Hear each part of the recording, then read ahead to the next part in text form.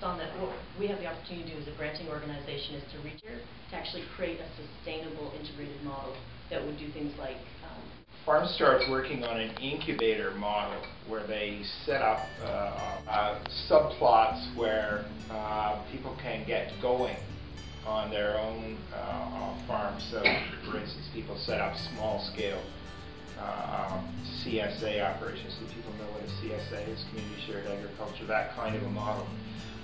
And then learn from one another, but our model is to build a local cluster of farms with Everdale as a hub, so we would be able then to share crop plans, have a common CSA at Everdale. We have about a 200 household CSA there.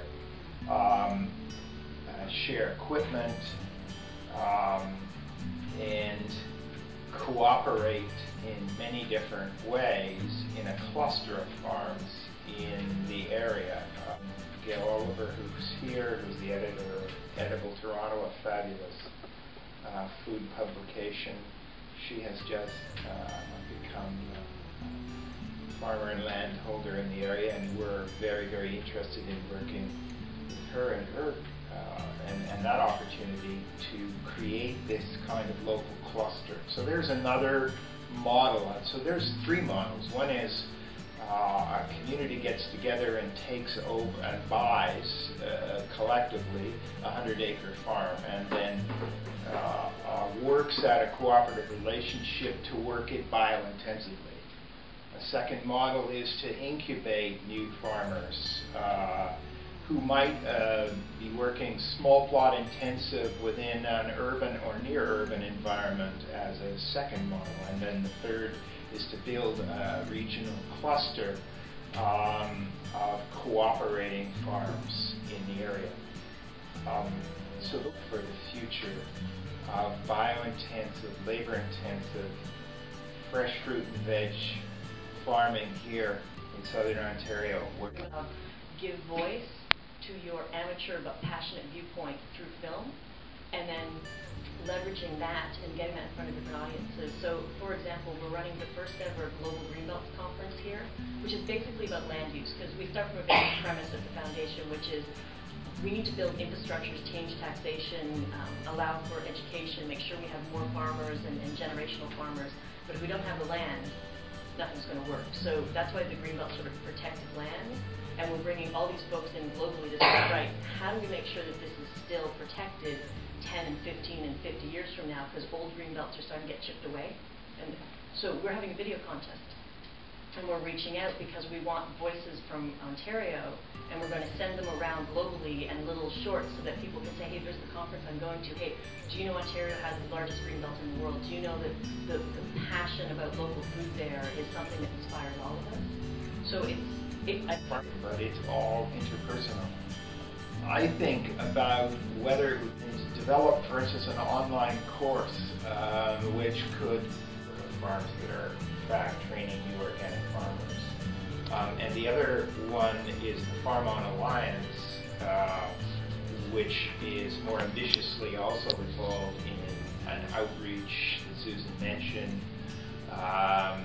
to new Canadians, to business planning courses. That is a piece that Everdale's Farmers Growing Farmers program has been very instrumental in. There is another organization here that ought to be mentioned. It's the Ecological Farmers Association of Ontario, EFAO, and they do fantastic work in terms of mentoring of older farmers, of youngers, workshops on specific aspects of organic. Hoping that with the renewal, the reawakening to the importance of our local food, that there will be a reawakening and appreciation to the entrepreneurship and the innovation and the hard work. Farmers markets, CSAs, all these opportunities to reconnect locally with those who grow our food is really what is behind this.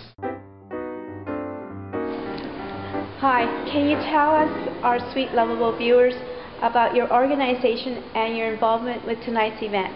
Sure. My name is Susan Murray. I work with the Friends of the Greenbelt Foundation. We are a grant-giving organization that focuses on supporting, promoting, and enhancing the Greenbelt, which is 1.8 million acres of protected land surrounding the Greater Golden Horseshoe. In the Greenbelt, you find everything from green spaces to agricultural land to towns, and trying to encourage smart patterns of settlement so that we've got a sustainable model that means we have food and green spaces for the population in southwestern Ontario. The reason we came tonight is twofold. One, we've had the opportunity to work with CELAC in the past, putting together papers about key issues facing our local food economy and the challenges on building a sustainable infrastructure.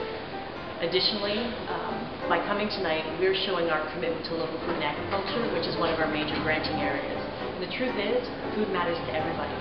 Finding local food that feeds our bodies and our spirits and our minds, that takes care of our children, and allows for the farmers and rural communities to continue to have the lifestyle that they have always had, and to bring that vibrancy to us as urbanites and create that urban-rural connection is vital to a future of Ontario that we can all be part of.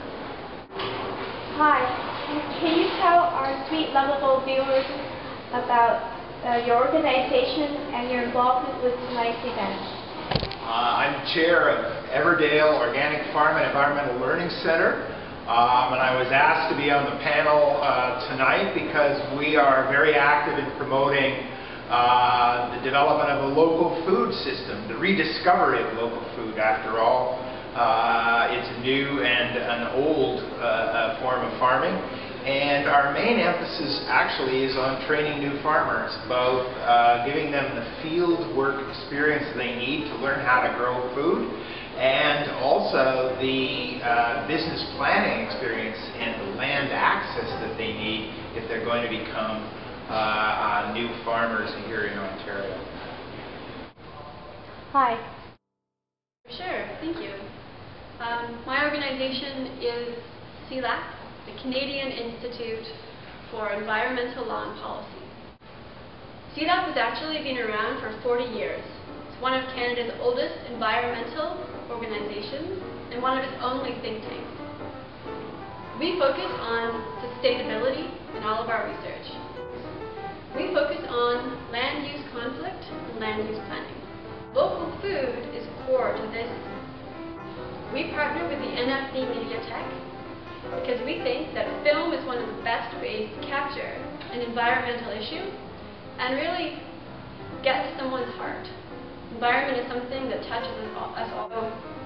What we do is we complement the films with a panel of experts that will come out and ask questions, and that's what the event's for.